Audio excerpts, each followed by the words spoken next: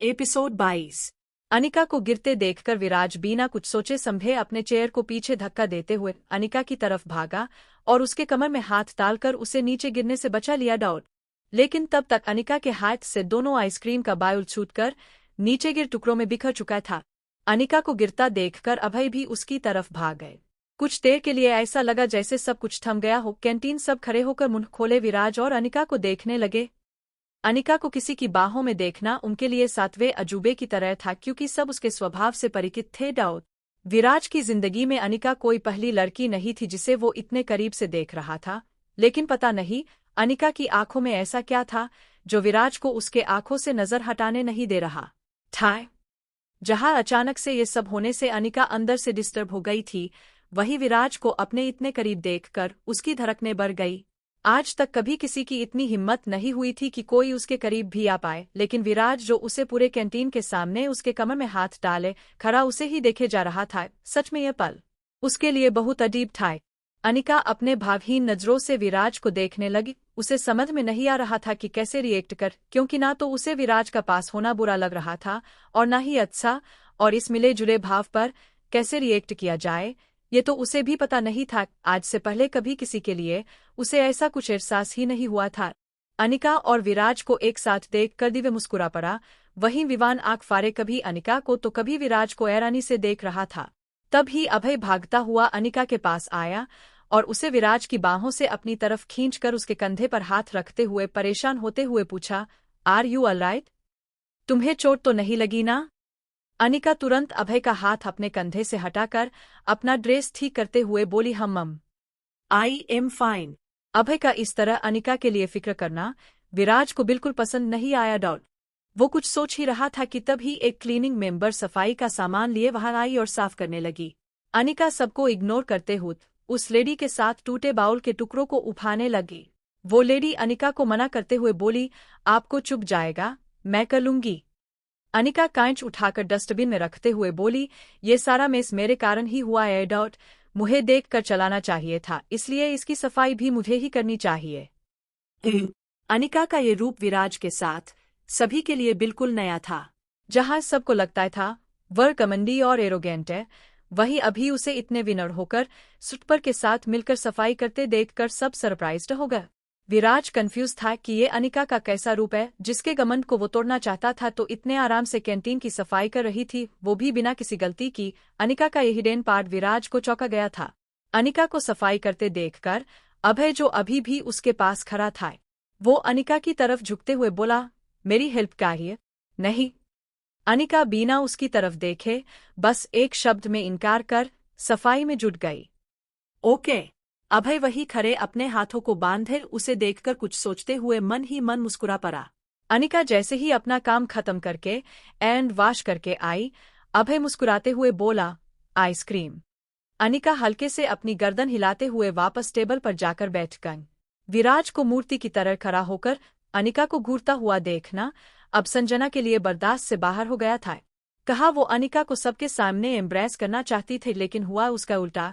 सब उसके विनम्र स्वभाव के कायल हो गए थे। वैसे कौन क्या सोचता है इससे संजना को कोई फर्क नहीं पड़ता था, लेकिन हाँ, विराज की सोच से जरूर उसे बहुत फर्क पड़ता था।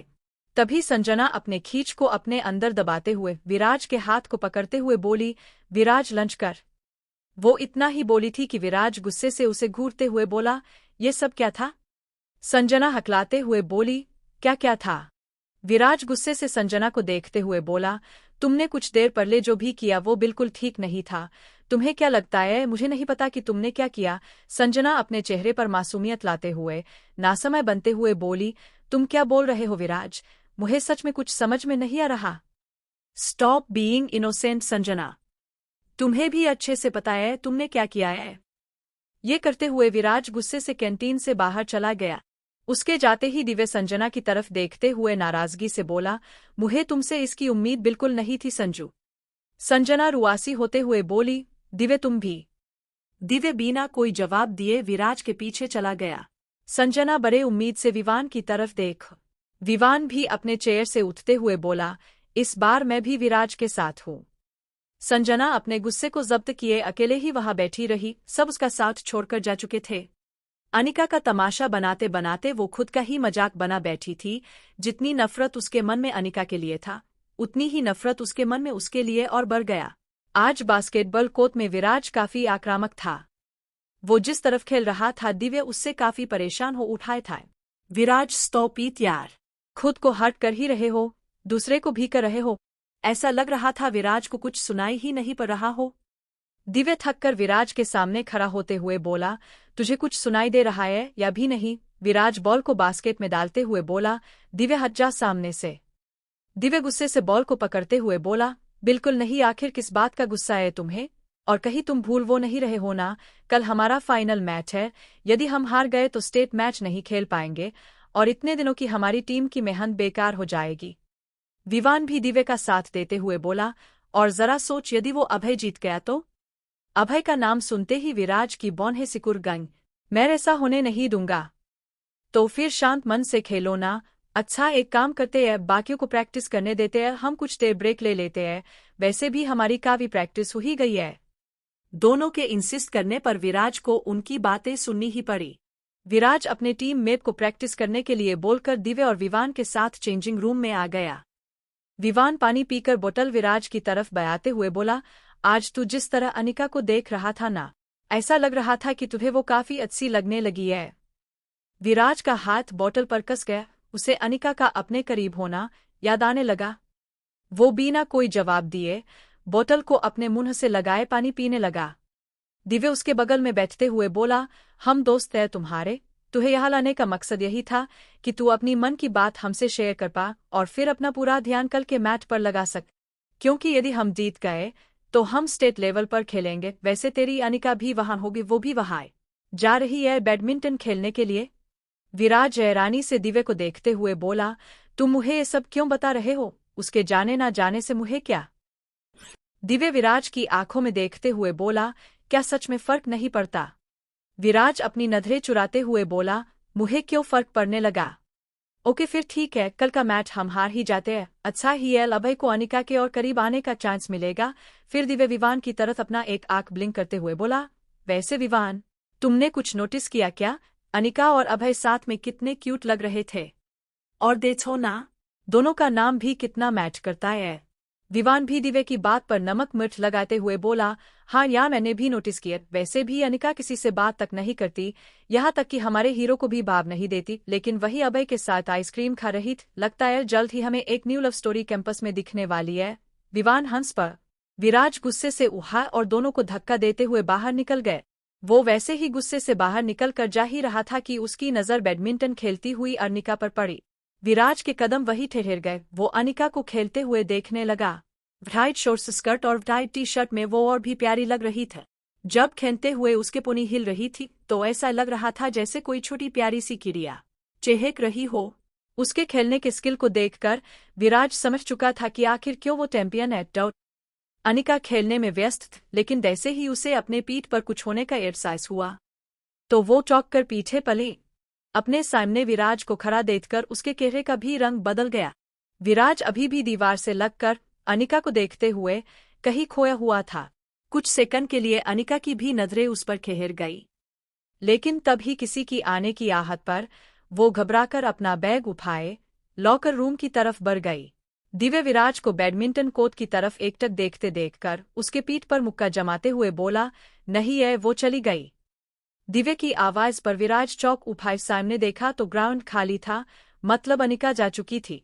वो अहूठे गुस्से से दिव्य को घूरते हुए बोला, तुझे क्यों लग रहा है कि मैं उसे खेलते हुए देख रहा था? लेकिन विराज, दिव्य ने तो ऐसा कुछ कहा ही नहीं। फिर विवान हंसते हुए बोला, यार अब तो मान जा, तुझे वो अक्सी लगने लगी है। Doubt doubt doubt doubt doubt सुन ले अपने मन की आवाज इससे पहले कि वो अभय उसके करीब आ जाए। विराज दोनों को गुस्से से घूरते हुए बोला, बस बहुत हो गया, मैं जिम जा रहा हूँ, घंटे भर बाद आऊंगा। लेकिन यार मुझे भूख लगी है, स्नैक्स का टाइम हो रहा है। विवान मुंह बनाते हुए बोला है, मुझे भूख नहीं। ये करते हुए विराज वहां से चलाया है। अनिका शावर लेकर फ्रेश होकर अपने बालकनी में आकर खड़ी हो गई। ठंडी हवा दिन भर की उसकी थकान को अपने साथ दूर ले गई। वो रेलिंग से खड़ी आसमान को देखने लगी, लेकिन जाने आज की शाम में क्या खास बात थी जो उसे वो आसमान उखड़ा निराश बेरंग नहीं लग रहा था। बल्कि साने की बेला उसे गुलाबी नारंगी नीले रंग से ओत-पोत लगने लगी थी। हर शाम की तरह ही आज की भी शाम थी, लेकिन आज अचानक से उसे सब बदला बदला सा लगने लगा था। उसने अपने मन में झांक कर देखा तो कुछ नए से एहसास अपने अंदर पनपते हुए महसूस हो।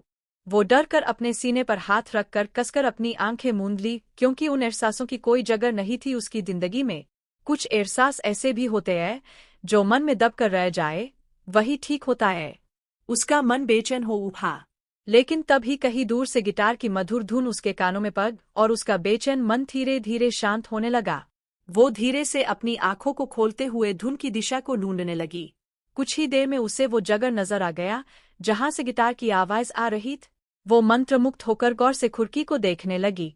हल्की रोशनी में बजता मधुर धुन अनिका के मन को किसी दूसरी दुनिया में ले गया, जहां न तो कोई बंदिशें थी और न ही कोई रोक टोक। लाइट कम होने के कारण गिटार बजाने वाले का चेहरा नहीं दिख रहा था, लेकिन अनिका मन ही मन सोच रही थी, जो इतना अच्छा धुन बजा रहा है वो सामने से कैसा दिखता होगा। वो यही सब सोच ही रही थी कि सामने वाले खिड़की के कमरे का लाइट जल उठा और उसकी नजर विराज पर पड़, जो गिटार लिए किसी से बात कर रहा था। वो अविश्वास से उसे देखने लगी। उसे समझ में नहीं आ रहा था कि ये उसके मन का एहसास है या फिर उसके मन का भ्रम, जो उसे विराज दिख रहा था। उधर विराज खिड़की पर बैठा अपने गिटार पर अपना नया धुन बजा रहा था। जब भी विराज का मन अशांत होता, वो अपने गिटार में खो जाता। गिटार की आवाज सुनकर विवान और दिव्य उसके कमरे में आ। उन्हें पता था विराज जब भी परेशान होता है तो इसी तरह हल्के लाइट में गिटार लेकर बैठ जाता है। विवान कमरे का लाइट ऑन करते हुए बोला, यूं अकेले में धुन बजाने से कुछ नहीं होगा, बल्कि जिसके लिए बनाया है उसे सुना फिर कुछ होगा। विवान की बात सुनकर विराज अपना गिटार नीचे करते हुए उदास मन से खिड़की से बाहर देखने लगा, लेकिन तब ही उसकी नजर अनिका पर पड़ी, जो उसे हैरानी से उसे देख रही थी। विराज और अनिका दोनों एक दूसरे को ऐसे देख रहे थे जैसे अपनी आंखों पर विश्वास करना चाह रहे हो। विराज को कुछ बोलता ना देखकर विवान चिढ़ते हुए बोला, जब से वो अनिका आई है तू तो बदल ही गया है। हम यहाँ तुझसे बातें कर रहे हैं और पता नहीं तू खिड़की से बाहर क्या देखे जा रहे हो।